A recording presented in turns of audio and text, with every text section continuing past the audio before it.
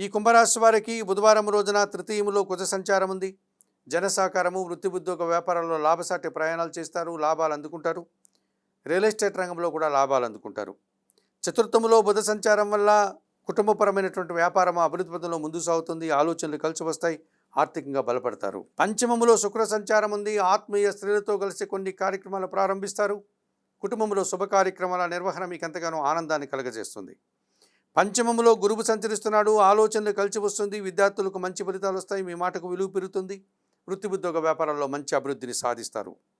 షష్టమములో శుక్ర సంచారం వల్ల ఆత్మీయ స్త్రీలతో మనస్పర్ధలు, కుటుంబంలో కూడా ఇబ్బందికర పరిస్థితిని ఎదుర్కోవాల్సి ఉంటుంది. వృత్తి ఉద్యోగ వ్యాపారాల్లో పనిభారం పెరుగుతుంది. ఎరుపు రంగు వస్త్రధారణ చేయండి. మహాలక్ష్మీదేవిని సందర్శించండి. మహాలక్ష్మి అష్టకం చదువుకోండి.